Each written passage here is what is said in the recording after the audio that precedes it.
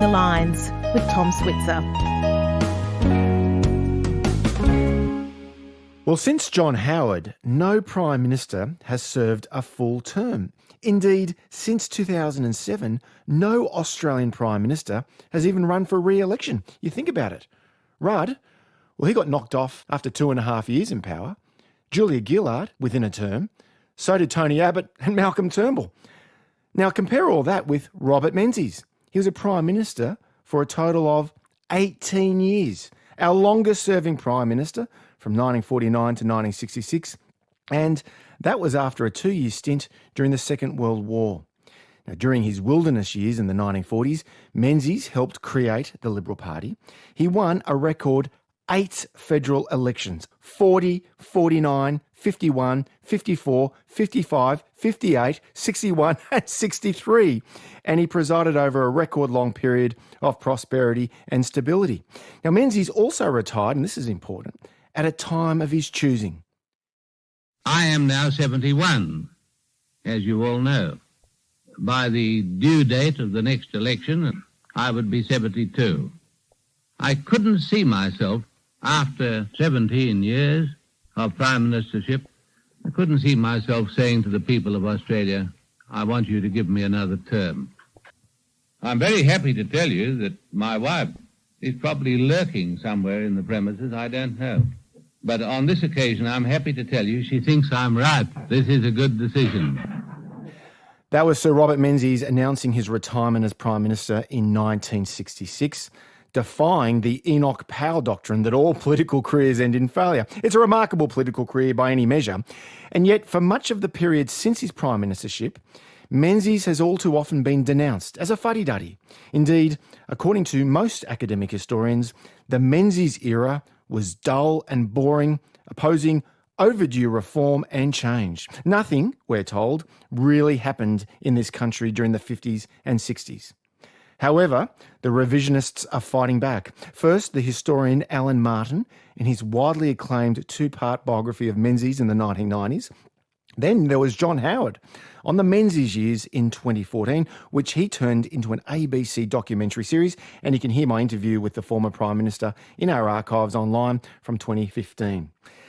Now comes a new publication, Robert Menzies, Man or Myth. It's published by Connor Court. The author, Scott Prasser, has worked in senior policy and advisory roles in the Queensland State and Federal Public Service, and he's worked for senior federal Liberal ministers. Scott, welcome to Radio National. G'day. In your judgment, what were Menzies' greatest achievements? His greatest achievement was really establishing the Liberal Party. This was the first time we had a really strong non-Labor party established. He was the major architect of it. And it's proved to be Australia's most successful political party. And as a result of that, his other achievement was keeping Labor out of office and I think preventing Doc Evatt becoming Prime Minister, who towards the end of the 50s was showing all sorts of problems in terms of his mental well-being. His second big achievement, as he himself would say on his press conference when he retired, was education. It was Menzies who really set the scene for reinvigorating university education in Australia. Funding from 55 to 65 increased tenfold for universities. It was Menzies who finally broke the state aid issue and started funding non-government schools. It was Menzies who pursued a housing policy where people could own their own homes rather than live in government housing. His real achievement, I think, which many people have misconstrued as being fuddy-duddy, was making Australians think that things were all the same while tremendous change was occurring. 2.5 million migrants coming to the country, new economic alliances, new international alliances, and Menzies made people feel comfortable while all these changes were occurring, and they occurred with a minimum amount of social disruption in Australia. And he presided over that long economic boom in the post-war period, but many critics, such as Judith Brett, past guest on this program, they say Menzies can't take credit for that economic boom because, quote, he showed little interest in economics. Fair point? No, not a fair point at all. You can't be a Prime Minister for 16 years and not be interested in economics, not be concerned about inflation, growth rates, international problems, the effect on the different industries. Menzies did take an interest. He had very capable ministers around him. Yes, but Menzies did oppose free market reforms and tariff cuts that Bob Hawke's Labor government embraced. Yes, but that was 25 years later, and the world had changed dramatically with the oil crisis and other problems. And the policies that the Menzies government pursued were largely bipartisan and were agreed and gave Australia a great level of prosperity. Well, let's get your reaction to Prime Minister Paul Keating's parliamentary critique in 1992 and then John Howard's response on this program a few years ago. This is the golden age when vast numbers of Australians never got a look in, where migrants were factory fodder, where Aborigines were excluded from the system, where we had these xenophobes running around about Britain and bootstraps, and that awful cultural cringe under Menzies which held us back for nearly a generation. That's Prime Minister Paul Keating slamming the Menzies legacy. That was in 1992. Now let's get John Howard's response to Keating's attack. Here's Howard with me a few years ago. Well, I've heard those remarks before. As somebody once said he would say that, wouldn't he? Held us back, eh? Well, home ownership in 1949 was 49%. By 1970, it was close to 70%. The 1950s was the first decade of the 20th century in which ordinary Australians had a share of the good life.